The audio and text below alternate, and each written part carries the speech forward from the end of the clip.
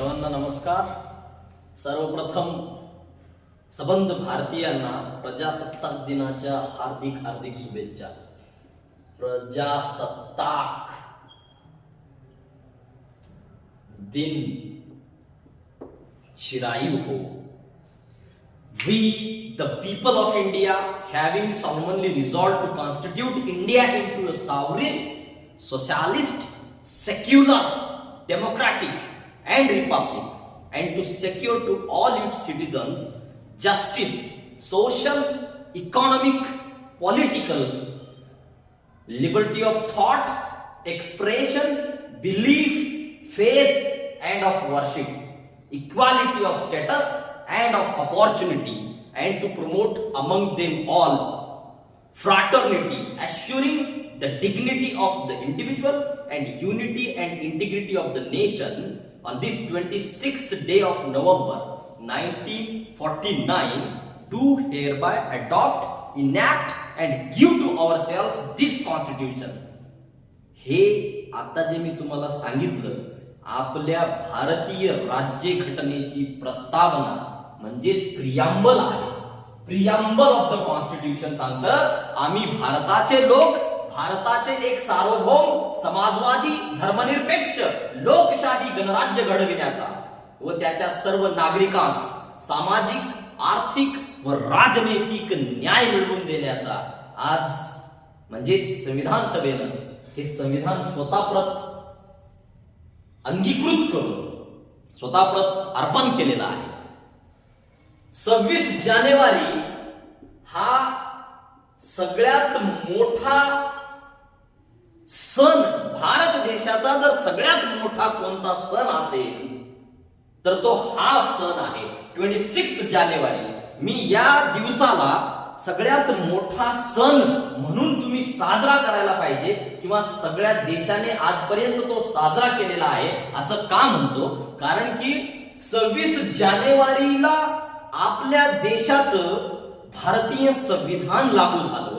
कलम 394 प्रमाणे भारतीय राज्यघटनेचं कलम 394, कलम 5, 6, त्यानंतर 7, 8, 390, 89, 90, 91 आणि बरेचसे 10-12 कलम त्याच दिवशी इमिजिएट लागू झाले. परंतु उर्वरित जे भारतीय संविधान आहे ते 26 जानेवारी 1950 ला लागू झालं. आणि या सणाला या देशामधला हिंदू, मुसलमान, शीख, ईसाई, बौद्ध, पारशी, गरीब, श्रीमंत, शासकीय कर्मचारी, खाजगी नोकर किंवा मजूर, शेतमजूर, शेतकरी, महिला, पुरुष, बालक सगळेच लोक या सणामध्ये, या दिवसामध्ये किंवा या दिवसाच्या अनुषंगाने हे आपला आनंद व्यक्त करत असतात. कारण की भारत देशाला जे 1947 साली आपल्या स्वातंत्र्य सैनिकांनी 15 ऑगस्टला जे स्वातंत्र्य मिळवून दिलं, ते स्वातंत्र्य पुढे अबाधित ठेवण्याचं किंवा ते मजबूत बनवून या देशामध्ये सतत लोकशाही नांदण्यासाठी जे प्रयत्न झाले, जे बलिदान लोकांनी दिले, ज्या फ्रीडम फायटर्सने आपल्या जीवाची बाजी लावून आपल्याला हे स्वातंत्र्य मिळवून दिलेलं आहे, हे स्वातंत्र्य अबाधितपणे कशा पद्धतीने टिकवता येईल यासाठी 2 वर्ष 11 महिने जवळजवळ 17 ते 18 दिवस संविधान सभेनं डॉक्टर राजेंद्र प्रसाद यांच्या अध्यक्षतेखाली असलेली संविधान सभा आणि घटना मसुदा समिती बाबासाहेब आंबेडकरांच्या अध्यक्षतेखाली जे संविधान भारतातल्या सबंध लोकांचा विचार करून बनवण्यात आलेला आहे, त्या दिवसाचा आज आपण आनंद व्यक्त करत आहोत. आम्ही भारताचे लोक, we the people of India, आपल्या देशाचं भारतीय संविधान म्हणून आपण आपल्या प्रत ते अर्पण केलेलं आहे. आज 75 जवळजवळ वर्ष संपत आलेली आहेत भारतीय राज्यघटना लागू होऊन किंवा भारताला स्वातंत्र्य मिळून. तर आपल्याला आज वेळ आलेली आहे की आपल्या येणाऱ्या पिढीला या दिवसाचं महत्व सांगायची गरज पडते, म्हणजे आपल्याला विचार करावा लागेल की या दिवसाचं महत्व सांगायची वेळ का आली. तुम्हाला त्यांना जर आपण सांगितलं नाही तर त्या लोकांना ते माहीत पडणार नाही. येणाऱ्या पिढीला पुस्तकामध्ये वाचून इतिहासासारखा ठीक आहे काहीतरी असेल, काहीतरी झालंय, लोक झेंडावंदन करतात, सरकारी कर्मचाऱ्याला पगार मिळतो, त्याची ड्युटी आहे म्हणून त्याला झेंडावंदन करायला जावं लागतं, एखादा झेंडा फडकावणारा आहे तर त्याचं कर्तव्य आहे म्हणून त्याला झेंडा फडकावायला जावं लागतं. या फॉर्मॅलिटीज न उरता, या फॉर्मॅलिटीज न ठेवता आपल्याला हा सण, हा सगळ्यात मोठा सण म्हणून साजरा करायला पाहिजे. तुमचे वैयक्तिक धर्म, वैयक्तिक सण, वैयक्तिक जे काही आहे ते त्या जागी योग्य आहे, परंतु आजच्या सणाला तुम्ही सगळ्यांनी एवढ्या भरभरून आजपर्यंत लोकांनी प्रतिसाद दिलेला आहे.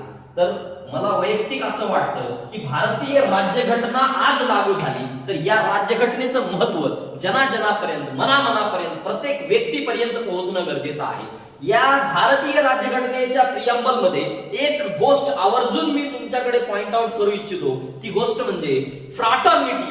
जेव्हा ऑब्जेक्टिव्ह रिझोल्युशन पंडित जवाहरलाल नेहरूंनी संविधान सभेमध्ये मांडलं होतं, त्या प्रियंबल मध्ये फ्रॅटर्निटी हा शब्द नव्हता. फ्रॅटर्निटी या शब्दाला जोर देऊन परमपूज्य विश्ववंदनीय भारतरत्न डॉक्टर बाबासाहेब आंबेडकरांनी फ्रॅटर्निटी हा शब्द जर का भारतीय राज्यघटनेच्या प्रस्तावनेमध्ये नसेल तर ही प्रस्तावना एवढ्या उपयोगाची ठरणार नाही. म्हणून जोर धरून किंवा बाबासाहेबांनी आग्रह करून फ्रॅटर्निटी म्हणजे बंधुभाव, बंधुत्व, बंधुता हा शब्द त्यामध्ये जोडण्याचा आग्रह केला.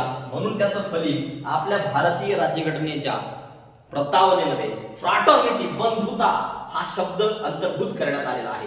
Fraternity assuring the dignity of the unity and integrity of the nation. Individual आणि इंटिग्रिटी ऑफ द नेशन हे सगळं अबाधित ठेवण्यासाठी बंधुता किती महत्वाची आहे. आज आपल्या बंधुतेमध्ये काही लोक आपला वैयक्तिक स्वार्थ साधण्यासाठी दरार पाडू इच्छित आहेत किंवा दरार पाडण्याचे प्रयत्न करत आहेत. जो तो आपापल्या पद्धतीने, मग त्याला मी पण अपवाद नाहीये, सगळेच लोक आपापल्या पद्धतीनं आपला एक टोळका, आपला एक गट आपल्या बाजूने धरून या देशामधला जो हिंदू, मुस्लिम, शीख, ईसाई, हम सब मिलकर भाई भाई हा जो नारा आहे याच्यामध्ये लोकांमध्ये फूट पाडण्याचे जे षडयंत्र करत आहेत, या षडयंत्राला हाणून पाडण्यासाठी आपल्या जीवनामध्ये जर सगळ्यात काही महत्व तुम्हाला द्यावं लागेल, सर्वतोपरी जर आपल्याला काही ठेवायचं असेल तर ते भारतीय राज्यघटना आहे. कारण की मी हिंदू म्हणून माझा धार्मिक ग्रंथ, माझी गीता ही माझ्या वैयक्तिक धर्मासाठी वापरणार आहे. मी मुस्लिम म्हणून माझं कुराण मी माझ्या वैयक्तिक धर्मासाठी मी वापरणार आहे. परंतु माझ्या देशाच्या हितासाठी किंवा हा देश असाच आनंदाने नांदत पुढे चालण्यासाठी आपल्याला सगळ्यात अगोदर जर प्रथम प्राधान्य कोणाला द्यायचं असेल तर ते आहे आपल्या भारतीय राज्यघटना. आणि खास करून भारतीय राज्यघटनेचं प्रियंबल, ज्याच्यामध्ये आपण म्हटलेलं आहे की या देशाला आम्ही एक सार्वभौम, समाजवादी, धर्मनिरपेक्ष, लोकशाही गणराज्य घडविण्याचा आम्ही या संविधान सभेमध्ये सगळ्या लोकांनी मिळून आज ठराव केलेला आहे. तर त्यासोबतच आपल्याला आपली कर्तव्ये जाणून घेणं गरजेचं आहे. आपली कर्तव्य काय आहे? To cherish the noble of the Indian constitution, to abide by the constitution of India, to cherish the noble freedom fighters ज्यांनी आपल्या देशासाठी बलिदान दिलं, आणि त्यासोबतच to develop scientific temperament, to provide education to the children. शिक्षण महत्वाचं आहे.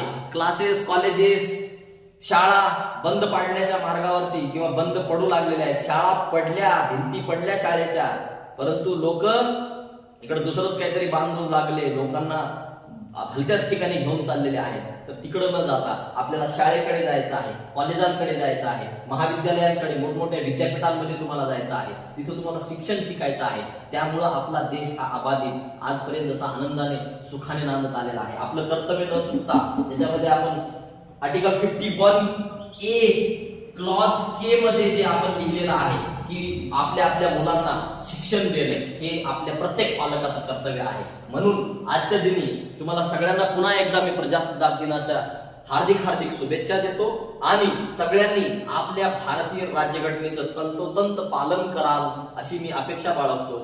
धन्यवाद. जय भीम, जय संविधान.